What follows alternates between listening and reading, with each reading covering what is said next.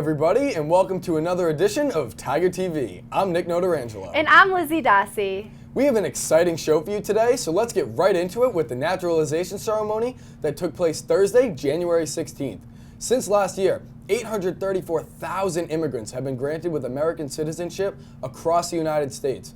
74 of those individuals were recognized in the Taunton High School auditorium. Maddie Richards has more on this special event. The naturalization ceremony at Taunton High is a very important and meaningful event for many people around Massachusetts. This night is the start to a new life for these proud new American citizens. This particular event allows grown-ups who have not seen it before and students who have not seen it to be a part of it, to see a person that is just like them experiencing a wonderful emotion to become a member of our country. Sometimes we take that for granted. So I think this is a teaching situation as well as a way to become empathetic with people who might be having issues. Even for the people who weren't naturalized, this event still has endless meaning to so many people who have family history with it. My mother was a naturalized citizen many, many years ago, and I still have her papers from that ceremony, and every time I think of her and see something like this, it's very moving. People here today in the costume of their country, and so proud to be able to say, I'm an American citizen. So, my parents were born in Haiti. They came here many, many years ago. They had all of us here. And so having parents that were born elsewhere kind of makes my citizenship as an American very interesting, because home is still the old country. If my folks had not made that leap of faith to come here to this place that they don't really know, to speak a language they don't really know, and take that risk and hope that maybe things work out, if they hadn't done that, then I wouldn't have been here and I wouldn't have been able to do all these things. So for that, I'm forever grateful. This event would not be possible without the African American Club, who sparked this event 2 years ago on a diversity field trip. We were able at that diversity day to witness a naturalization ceremony. And I happened to sit next to the director. He's like, how do you feel about having a naturalization ceremony at your school? And I was like, that would be awesome. From Brazil to Vietnam, people from 22 different countries came together on this special night to become one. And we hope this event continues to be an annual event for the years to come. Reporting from Tiger TV, I am Maddie Richards. Thanks, Maddie. On January 17th, students in grades 8 through 12 showcased their scientific wit at another amazing event that was hosted here at Taunton High School. Over 200 students competed in the 34th annual THS Science Fair with an opportunity for them to advance to upcoming state and national competitions. The event also welcomed Taunton Middle School students that had advanced from their respective school competitions. The Science Fair featured a variety of student projects that were judged by professional and business leaders in the Taunton community. THS Science Curriculum Supervisor Jordan Valois spoke about the success of the event. It is a competition for students from grades 7 through 12 where they put together some sort of research project and then they present it to between 2 and 4 judges. We'll average the scores together and then see who comes out on top. Well, I think this event's really cool. It's a way to get a bunch of students and get out of their comfort zone, like talk to people and about something that they've researched. I think it's really cool. My favorite part about the fair would probably be the competitive aspect of it. I think everybody enjoys a little bit of friendly competition, especially when it's about something that you've spent so much time and effort researching and putting your valuable resources into. I'm looking for people to bring uniqueness to the table, possibly bring projects that we can possibly implement into the future, and possibly even now. I'm interested to see if there are any ideas I could possibly bring to Congressman Kennedy as well. I'm looking forward to it. I think it's very time consuming. There's a lot of background research and trial and error, trying to get your experiment right. It is pretty stressful. We spent 9.5 hours on it just yesterday, and we spent at least 2 hours in school the past 2 weeks testing people. I'm very impressed on how many projects there are. I heard there were 215, and I possibly more than likely won't be able to get to all of them, but I'm going to try to see as many as I can, and we'll see how things go. I tested, the effects of two chemicals, vegetable glycerin and vitamin E acetate on yeast, two chemicals that are found in like vapes. So I wanted to see how like vapes affect the human lung. So my project is about the effects of soil content on plant growth. So it's mostly determining whether organic versus synthetic materials affect plant growth and the environment overall. It's the effects of lifestyle choices on blood pressure and lung capacity. So essentially we tested if students have vaped or not and then tested off of there. So we had a little survey and then we used a blood pressure cuff and a spirometer to know. We tend to reward athletics a lot in schools, and there's not a lot of opportunity where kids get a immediate reward for their work in a academic pursuit. So it's cool to have people cheering for nerdy things. As you just saw, the hard work and dedication was incredible by our students. The event concluded with an awards ceremony in the evening where numerous students were recognized for their accomplishments. Special congratulations to Kayla Parrott for winning the 9th and 10th grade division, and to Cameron Lee and Paige Sylvia, who took home first place in the 11th and 12th grade division. Good luck to all those students who have advanced to future competitions. Coming up after the break, we'll have an update on our winter sports season, JROTC, and what the students of THS had to say on our fan favorite Tiger Cup. We'll be right back.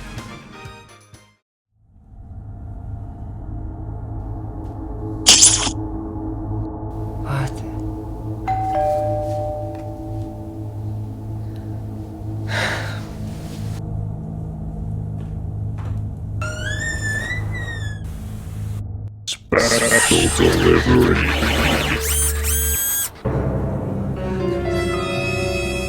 This is Josh. He just got hacked.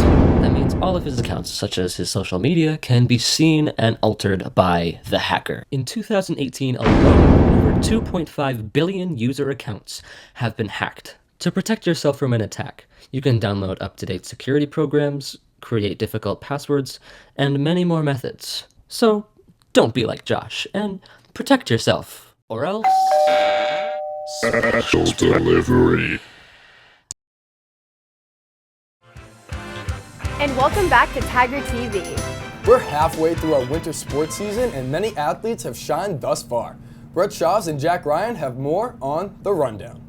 Hello everybody and welcome to The Rundown, the show where sports fuels your entertainment. I'm Jack Ryan alongside Brett Schaubs.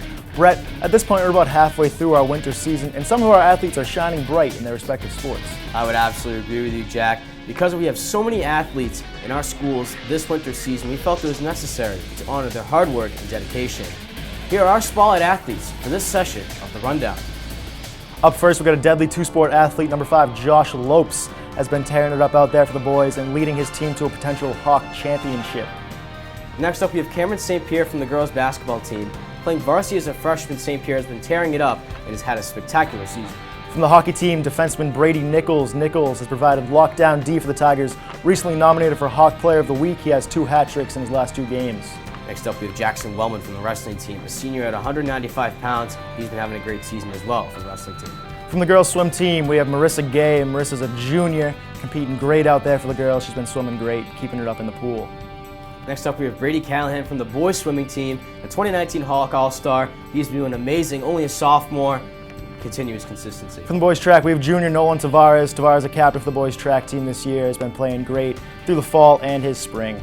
Next up from the girls track team, we have Olivia Weber, junior, in a 2018 All-Scholastic. Olivia Weber is doing an awesome job in her events and she's going to keep it up. And from the gymnastics team, we have freshman Maddie Bianchi. Bianchi, competing in the all-around events for the Tigers, has been going strong all season, providing good leadership. And from the gymnastics team, Kylie Furtado, a freshman, also competing in the all-around events, strong all season, and providing great competition for the Tigers.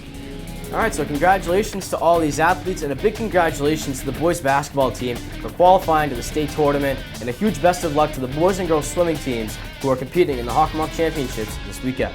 That's all the time we have today. I'm Jack Ryan alongside Brett Schaubs. This has been The Rundown, and we send it back to you guys in the main studio. Thanks, guys. The 2020 GTA BUA will be conducting their annual umpiring classes on February 27th and 28th from 6 to 8:30 p.m. at Taunton Western Little League Complex. Anyone can attend starting from age 15. For more information, please contact Kevin Conrad or Tim White. Another important organization at Taunton High is the Air Force JROTC. Members of this program work countless hours in the community and gain valuable skills to become model citizens. These students have exceeded expectations over the years and continue to impress day in and day out. Ben Bartholomew has more on what this organization is all about. Being an organization like JROTC is more than just students in uniforms. These young men and women show what it takes to be model citizens. Junior ROTC is basically a citizenship course, and we have 3 core values: integrity first, service before self, and excellence in all you do. JROTC has been an integral part of Taunton High School for many years now, and the recent accreditation of the program demonstrates that it is one of the best in the States. We have a regional director that comes up here and makes sure that we're doing all the segments of the program. They'll give us a grade based on their requirements, basically an accreditation to keep us going. Accreditation is, in its basic form, a way of distinguishment. It showcases that this program has strong discipline and that the students embody the fundamental cores of a JROTC cadet. We are world ranked as an organization, so in the top 3 to 5%. Just the fact that we got that exceeds standards on this new, harder to get inspection put us in the top 5%. And the fact that we've done it twice in a row, plus had what will be 8 years running of distinguished unit, got to put us in the top 3%, I would say. For students, the process was very stressful. Having been inspected on everything they do, they still managed to succeed. Mr. Ron Henderson, and he inspected us. After that, he talked to us, inspect how the class was taught by our senior aerospace instructor and aerospace instructors. He spent D block counting up his score, and Major and Sarge, they came back from Mr. Matos' office with the very happy news that we exceeded expectations. Needless to say, the JROTC program at THS has had many years of success, and we expect many more to come in the future. The program does way more than make students into model citizens. It truly helps them understand why they should be model citizens. We hope that any cadet who's been through the program, especially if they've been through 4 years, will have self-confidence, that they will be honest and show integrity in everything that they do, that if there's something that needs to be done that's the right thing to do, that they will do it regardless if anybody's ever going to know about it or not. Because there's so many things in the world that are discouraging to us as human beings, to our human spirit. These are things that help your spirit to soar. They help you to rise up out of that sad spot where you feel like the world is such a bad place. Our cadets, hopefully, when they finish this, will see the value of trying, of maintaining hope for this world and for our human race, that we will rise above the animal nature that so often has been exhibited over the course of history. For those interested in the program, be sure to stop by the JROTC classrooms located on the first floor of M House, adjacent to the Performing Arts departments. I'm Benjamin Bartholomew, back to you guys in the studio. Thanks, Ben. The JROTC students do a tremendous job representing Taunton High School. And now, the world-famous Tiger Talk segment is back. Carly Acord and Skyla Levesque roam the halls to hear all about your childhood favorites. Let's see what you had to say. Hi, I'm Skyla. And I'm Carly. And welcome back to Tiger Talk. In this segment, we're going to be throwing it back to the good old days. Let's go! What is your favorite childhood snack? Ooh, goldfish. Scooby snacks. Doritos. Pop-Tarts. Danimals. I'd have to say Rice Krispie treats. That's why, I've loved Rice Krispie treats since I was probably like 5 years old. I buy them like every day at the school store, so. I think it's gonna have to be Cheez-Its. Fruit Roll-Ups. What is your favorite childhood song? I really liked Payphone by Maroon 5. 7 Things I Hate About You from Miley Cyrus. Anything by Miley Cyrus. Fireflies by Owl City. Burnin' Up by the Jonas Brothers. Call Me Maybe. Gary Come Home from SpongeBob. What was your favorite childhood movie? The Cheetah Girls. High School Musical. Finding Nemo. I gotta say it's Toy Story. The Goonies. Scooby-Doo. If my favorite snack is Scooby-Doo, yeah. Home Alone 2. Oh. Polar Express. What is your favorite childhood show? Mine was Sweet Life of Zack and Cody.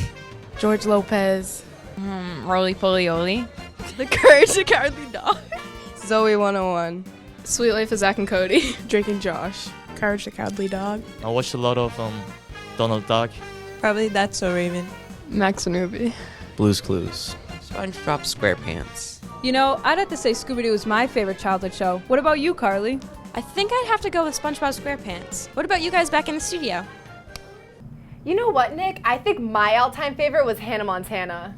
Drake and Josh was so much better. Okay. And that's going to wrap it up. Don't forget to check out our Twitter and follow us on Instagram and subscribe to our YouTube channel for all the latest news from around Taunton. From everyone here at Tiger TV, we thank you for tuning in. Have a great day, and we'll see you in February.